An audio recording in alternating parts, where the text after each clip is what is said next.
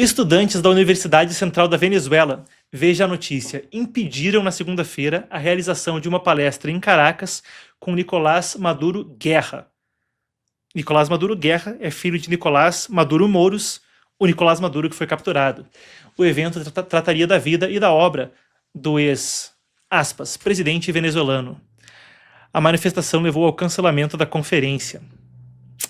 Alunos exibiram faixas contra a presença de Maduro Guerra, que é deputado, e acusaram o chavismo de sufocar a universidade. Isso acontece em meio ao avanço do caso judicial de Maduro nos Estados Unidos.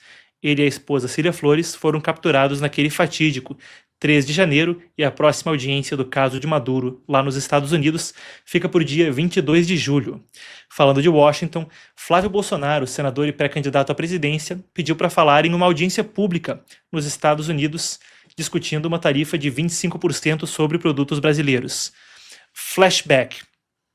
A seção 301 da Lei Comercial Americana de 1974 é a ferramenta de tarifas de preferência agora do presidente americano Donald Trump.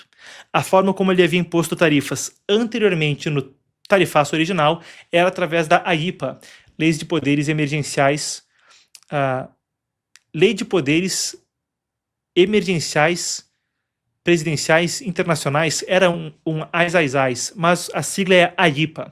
A Suprema Corte Americana deu o julgamento, o veredito de que Trump não poderia impor o tarifaço da forma como foi feita, então se utilizou a ferramenta da investigação sob a seção 301 para impor o novo tarifaço. Explicado isso, agora depende do presidente americano e tem um prazo até 15 de julho, quando vão ser entregues os documentos finais dessa investigação para que Trump tome a decisão. Ao longo desse processo é possível recurso, conversa. E justamente, Flávio então falaria em uma das audiências a respeito dessa investigação que vai dar a Trump a oportunidade de impor novamente o tarifaço sobre uma série de produtos através dessa investigação, certo? Feita a recapitulação, claro, o senador pretende disputar a eleição presidencial de outubro no Brasil. Isso aí também vai ter um quê que vai ser lido eleitoralmente. A sessão está marcada para o dia 6 de julho e deve ser conduzida pela Comissão de Comércio Internacional Americana. Isso aí envolve o USTR, que é o órgão que faz a investigação da seção 301. Flávio afirma que se opõe à tarifa em defesa de consumidores e produtores dos dois países. A ver como a coisa vem à tona. Claro que anteriormente se viu na crise internacional complexa entre os dois países um pedido amplo de sanções a Alexandre de Moraes sob a Lei Global Magnitsky, que lida com questões de violadores de direitos humanos e imporia restrições pessoais ao ministro. A tarifa acaba caindo numa estrutura mais ampla do governo americano.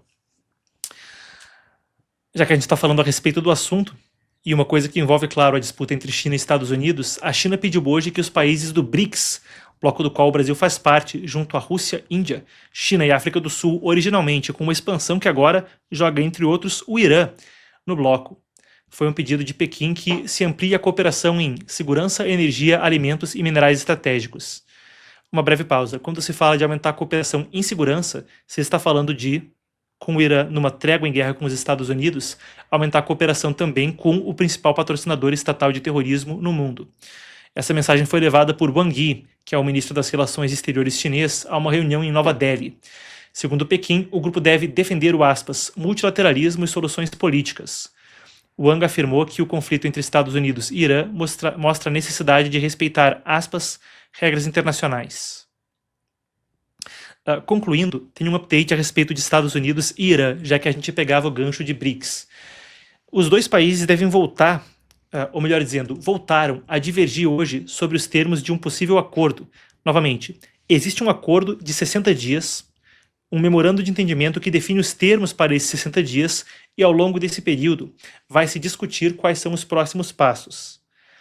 Nisso, Trump disse que Teherã aceitou inspeções nucleares permanentes, mas o governo iraniano negou ter assumido esse compromisso. A divulgação do governo americano era de que inspetores da Agência Internacional de Energia Atômica teriam acesso sem precedentes para revisar instalações nucleares do Irã. O Irã diz que isso não é verdade. A suspensão de sanções, que está nos termos desse entendimento atual, vale por 60 dias, como eu dizia, e foi anunciada depois de conversas mediadas por Catar e Paquistão.